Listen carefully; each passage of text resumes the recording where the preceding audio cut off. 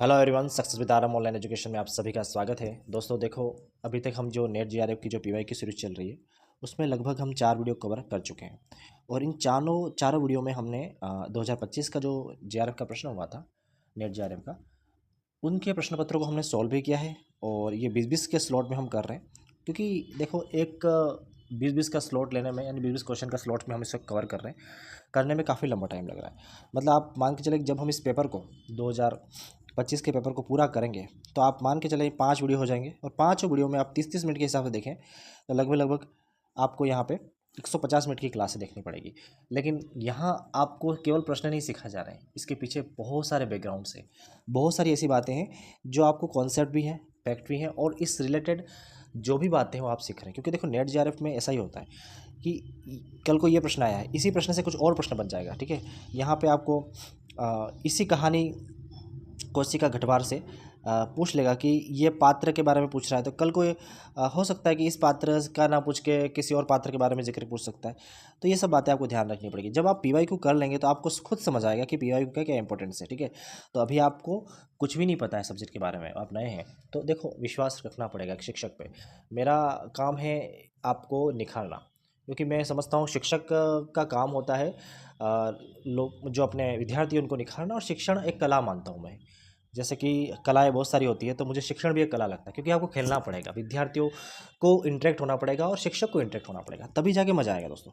तो यहाँ हम देखते हैं कि जो 61 क्वेश्चन हम स्टार्ट कर रहे हैं, बहुत ही लाजवाब क्वेश्चन है, और एक कहानी है कोशिका घटवार, यहाँ से ये क्वेश्चन बना है। ठीक है, तो कह रहा है, एक डायलॉग बोला गया है, एक कथन बोला गया है, एक कहानी का पात्र है, उसने कहा है कि कथन ये है। देखिए कथन क्या कहता है, जिसके आगे पीछे भाई बहन माई बाप नहीं, परदेश में बंदूक की नोक पर जान, क्या कह रहा है, परदेश में बंदूक की नोक पर जान रखने वाले को छोकरी कैसे दे दें। मतलब इसके आगे पीछे कोई नहीं है, परदेश में बंदूक की नौकरी कर रहा है, बंदूक की नोक पर। अब ऐसे इंसान को हम अपनी बेटी कैसे दे दें, छोकरी कैसे दे दें। यह कथन किस पात्र से संबंधित, ये पूछा गया है। ठीक है, तो यहाँ यह कथन है लक्ष्मा, एक कैरेक्टर है इस कहानी का। आप कहानी नहीं पढ़ी है तो देखो कहानी पढ़नी पड़ेगी, इसके बारे में थोड़ा बैकग्राउंड जान लेते हैं। देखो ये जो कहानी है कोशिका घटवार 1958 में लिखी गई थी, 1958 में। ओके, और शेखर जोशी द्वारा रचित कहानी है। ठीक है, पहली बात तो ये जान लो। प्रश्न फिर ये आ जाए, अब छोटे एग्जाम जैसे कि देखो नेट का तो एक अच्छा खासा अपना एक ओरा है, और इस ओरे में काफ़ी अच्छे प्रश्न पूछे जा रहे हैं आजकल तो। और लेकिन कुछ टीचर के एग्ज़ाम हो गए, कुछ छोटी ग्रेड की परीक्षा हो गई, उसमें इस तरह के अगर सिलेबस है तो यहाँ से इतना डिटेल में नहीं जाएगा, लेकिन हमें डिटेल में पढ़ना है, क्योंकि आपका टारगेट है नेट जेआरएफ करना। ठीक है, तो यहाँ ये देखो कि ये जो कोशिका घटवार कटवार जो कहानी है, ये 1958 में लिखी गई। पहली बात तो आपको माइंड में क्लियर हो जाना चाहिए कि 1958 में कौन सी कहानी लिखी गई, कोशिका घटवार। किसने लिखी, शेखर जोशी ने लिखी थी। और उसमें ये डायलॉग बोला गया था, और ये डायलॉग में आप समझ चुके हैं कि, सॉरी मैंने आपको इस डायलॉग, ये वाला पात्र का नहीं था ये, सॉरी ये पात्र लक्ष्मा का बाप था, सॉरी लक्ष्मा नहीं था, लक्ष्मा का बाप फादर का ही था। तो कहानी आप पढ़ी होगी, तो यहाँ आप देखेंगे कि कहानी में पहाड़ के परिवेश के दो प्रेमी हैं, उसमें गुसाई और लक्ष्मा दो प्रेमी हैं। ठीक है, तो गुसाई है और लक्ष्मा है, इनकी प्रेम कहानी है। तो यहाँ पे गुसाई प्लस लक्ष्मा, इन दोनों की लव स्टोरी है। पहली बात तो ये जाननी होगी आपको। दूसरी बात है कि इनके फादर का ये डायलॉग है, ये भी आपने देख लिया, किसके, लक्ष्मा के फादर का, जो एक दूसरे से प्यार करते हैं। कौन कौन प्यार करता है, गुसाई और लक्ष्मा। इसके बाद क्या होता है कि जो सामाजिक परिस्थितियाँ आप सब जानते हैं कि कोई भी लव स्टोरी में सबसे पहले तो फैमिलीज आ जाती है, फिर समाज आ जाता है। तो कहीं ना कहीं आज भी इंडियन जो सोसाइटी है उसका स्ट्रक्चर बिल्कुल बंधा हुआ है। हम 2025 में अवश्य जी रहे हैं, लेकिन बहुत बहुत बहुत मुश्किल है अभी भी। तो हमें देखना होगा कि 1958 की जो परिस्थिति है वो तो बिल्कुल डिफरेंट थी। तो यहाँ बच्चों समझना पड़ेगा कि उस समय का जो सोसाइटी का जो स्ट्रक्चर था, जो सोसाइटी की जो सामाजिक संरचना थी। देखो मैं हिंदी और इंग्लिश इसलिए यूज़ कर रहा हूँ कि आजकल के नए जेनजी जनरेशन काफ़ी अच्छी चीज़ें समझती है। तो मुझे लगता है कि हिंदी साहित्य तो आपका विषय प्रिय है, लेकिन आप एक बेसिक लैंग्वेज समझते हैं जो बहुत ज़रूरी भी है। देखिए यहाँ ये देखते हैं कि जो सामाजिक बंधन है, जो परिस्थिति है, उसके कारण ये एक साथ नहीं आ पाते हैं, और साथ में जैसे कि ये सारे चीज़ें हो रही हैं उनके साथ, तो कहीं न कहीं ये पूरी कहानी बहुत ही इंटरेस्टिंग है। आपने नहीं पढ़ी तो ज़रूर पढ़ना, ठीक है? अब मैं डिटेल में कहानी में नहीं बताना चाहूँगा, क्योंकि कहानी बताऊँगा मुझे पता है, लेकिन मैं बताने जाऊँगा तो क्या बहुत लंबा लेक्चर हो जाएगा। इसके बारे में हम बाद में बात करेंगे। हम फिर से कुछ कहानियों के लिए कुछ सीरीज़ लेके आएँगे, लेकिन अभी यहाँ पीवाईक्यू चल रहा है। पीवाईक्यू पे मैं आपको एनालिसिस करवा रहा हूँ। आपका काम है कि आपको और डिटेल में जाके उसके बारे में देखने का, ठीक है? तो ये जो शेखर जोशी हैं, इन्होंने कुछ कहानियाँ और लिखी थी, जिसमें देखिए लोग लिखा उन्होंने 1978 में, हलवाहा लिखा उन्होंने 1981 में, फिर मेरा पहाड़ लिखा 1989 में, नौरंगी बीमार लिखा 1990 में, 1990 में, डांगरी लिखी 1994 में। तो इस तरह की बातें आपको समझनी पड़ेगी। एक बार देख लें इनको, ये फैक्ट इंपॉर्टेंट हो जाते हैं। अगला प्रश्न 62वां, देखिए बहुत इंपॉर्टेंट प्रश्न है। अब प्रश्न क्या कह रहा है, दलित आंदोलन से संबंधित निम्नलिखित में से कौन सा तथ्य सत्य है? वो क्या कह रहा है कि दलित आंदोलन, जैसे कि पहले महिला आंदोलन, फेमिनिज्म में प्रश्न आया इस बार, दलित आंदोलन, तो आपको पढ़ने पड़ेंगे। देखो हिस्ट्री का भी थोड़ा नॉलेज रखना पड़ेगा कि कैसे दलितों का उत्थान हुआ, क्या चीज़ें हुई, वो थोड़ा समझना पड़ेगा। लेकिन अब थोड़ा टेम्परेचर या टेम्परामेंट बोलो, सॉरी, तो वो चेंज हो रहा है, वो ताप है ना, वो चेंज हो गया हिंदी साहित्य का, तो आपको समझना पड़ेगा, ठीक है? तो यहाँ देखो क्या कह रहा है कि दलित आंदोलन से संबंधित कौन सा कथन सत्य है, ठीक है? देखिए महात्मा ज्योतिबा फूले ने 1963 में सत्य शोधक समाज की स्थापना की थी। ये बात पूछ रहा है सत्य शोधक समाज की। दूसरी बात ये कह रहा है कथन में 1913 में गुजरात विधानसभा में दलितों के लिए सार्वजनिक सुविधाओं और संस्थाओं के उपयोग का समान अधिकार दिलाने के लिए प्रस्ताव पारित किया गया था। ये बात कही गई कथन में। सॉरी, देखिए दोस्तों मैं थोड़ा सा कोल्ड से जूझ रहा हूँ, तो आपको थोड़ा सा एडजस्ट करना पड़ेगा। ओके, तो अगला सी कह रहा है कि डॉक्टर अंबेडकर के नेतृत्व में दलितों ने साइमन कमीशन का समर्थन किया। डी कह रहा है कि गोलमेज सम्मेलन में अंबेडकर ने दलितों के लिए पृथक निर्वाचन मंडल की मांग की थी और गांधी जी सिद्धांत पृथक निर्वाचक मंडल के समर्थक थे। तो इसका सही आंसर क्या है ये पूछ रहा है। देखिए सही आंसर तो इसका यहाँ साफ दिख रहा है कि सी और डी, जो कि बिल्कुल आपने पढ़ा होगा तो आपको पता होगा इसके बारे में कि देखो दलितों का साइमन कमीशन जब आया था, साइमन कमीशन कब आया था, देखो हिस्ट्री की बात है लेकिन बता देता हूँ कि 1927 में कब आया था साइमन कमीशन, ठीक है?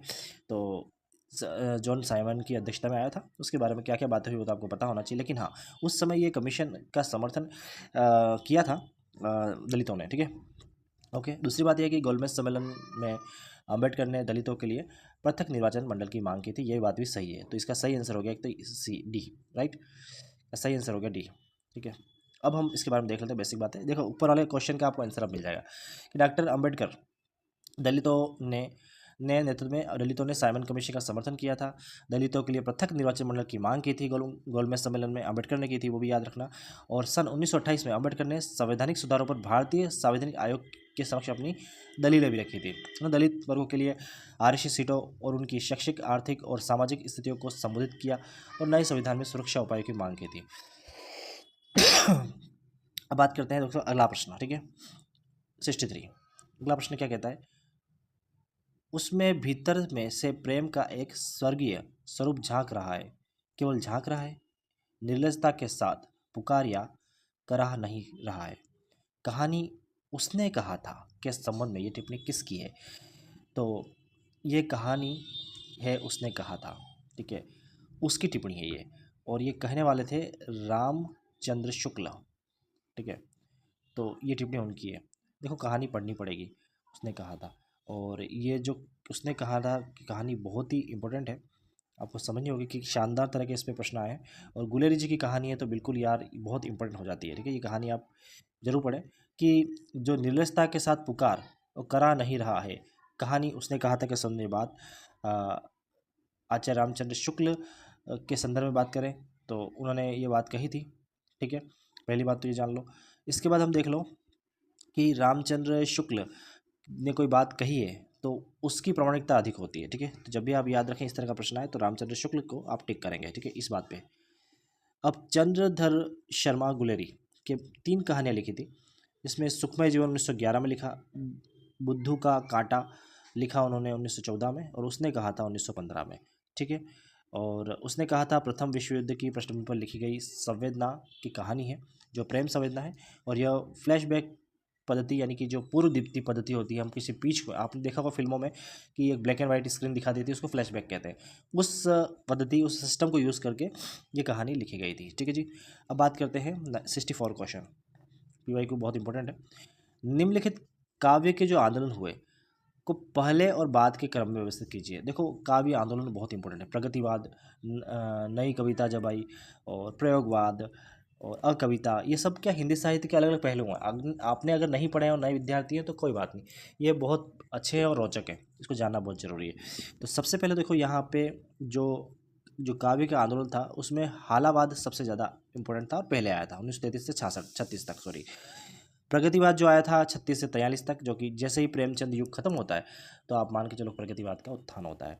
प्रयोगवाद आया 1943 से 51, नई कविताई 1954 में और अकविताई 1964 में। ठीक है, ये आपको याद रखना पड़ेगा। अगला प्रश्न देखते हैं। सूची 1 को सूची 2 से सम्मिलित करना है।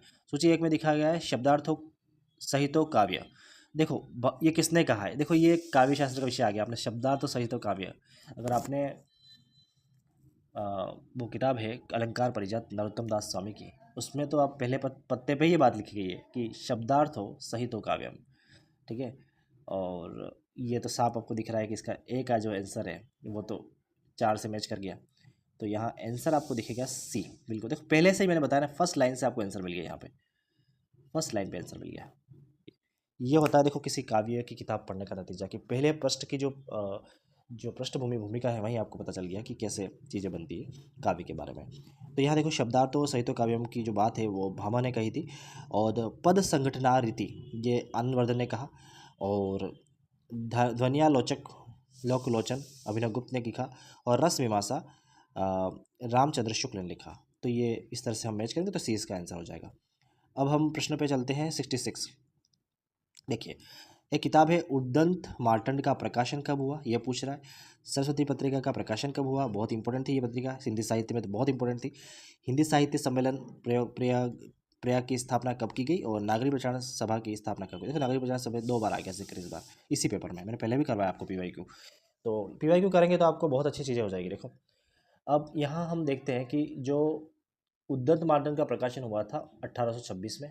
ठीक है, उसके बाद बात करें सरस्वती पत्रिका का प्रकाशन जो हुआ था वो मैं आपको बता दूं 1900 में हुआ था, और हिंदी साहित्य सम्मेलन प्रयाग की स्थापना की गई थी 1910 में, और नागरिक प्रचारणी सभा की स्थापना की गई थी 1893 में, सॉरी यहाँ पे 1893 में की गई थी। तो ये इनके बारे में डिटेल दे रखिए, स्क्रीनशॉट ले सकते हैं। अगला देखते हैं 67। छायावादी कवियों की कल्पना, लोक की उड़ान, अपनी क्षमता की पूर्ति का प्रयास है। यह कथन किसका है? तो ये कथन है इलाचंद जोशी का। ठीक है, तो इलाचंद जोशी ने कहा है कि छायावादी कवियों की कल्पना लोक की उड़ान अपनी अक्षमता की पूर्ति का प्रयास है। याद करने वाली बात है, इस कथन का इलाचंद जोशी ने लिखा था। हिंदी आलोचना में इलाचंद जोशी को मनोवैज्ञानिक मनोविश्लेषणवाद आलोचना का जनक माना जाता है, और मनोविश्लेषणवाद का जनक कैसे कहा जाता है? तो सिगमंड फ्रॉइड को कहा जाता है। ये भी आप याद रखें, एक्स्ट्रा इन्फॉर्मेशन भी देता जा रहा हूँ, उसको याद रखें और लिख लीजिए। देखो साहित्य सर्जना लिखी इन्होंने, देखो बड़े ही शानदार तरह के आलोचक प्रवृत्ति के थे ये। साहित्य सर्जना लिखी 1940 में, किसने? इलाचंद जोशी ने, जो कि आलोचक थे और मनोविश्लेषणवादी आलोचना के बहुत बड़े जनक माने जाते हैं। फिर उन्होंने विश्लेषण लिखी 1954 में, फिर देखा परखा 1957 में। इलाचंद जोशी द्वारा रचित ये रचनाएं हैं। ठीक है, इनको आप नोट कर सकते हैं। अब बात करते हैं सूची 1 को सूची 2 से जोड़ना है, वही आपको याद होना चाहिए चीज़ें कैसे हो रही है। और देखो यहाँ पे महामहोपाध्याय हर प्रसाद शास्त्री ने क्या लिखा, कौन सी रचना लिखी? राहुल संस्कृतायन ने क्या लिखी, प्रबोध चंद्र बागची ने क्या लिखी, और डॉक्टर मोहम्मद शहीदुल्लाह ने क्या लिखी, वो देख लेते हैं हम। यहाँ पे देखो महामहोपाध्याय हर प्रसाद शास्त्री ने बौद्ध गान और दुहा लिखी। ठीक है, बौद्ध गान और दुहा लिखी। राहुल सांकृत्यायन ने लिखी हिंदी काव्यधारा, और 7वीं सदी के कवि हैं, याद रखना ये। और प्रबोध चंद्र बागची ने लिखी 19 दोहा कोश, और डॉक्टर मोहम्मद शहीदुल्लाह ने लिखी लेशा मिक्तोक्या। ठीक है, तो ये हिंदी साहित्य के बड़े ही शानदार कवि हैं।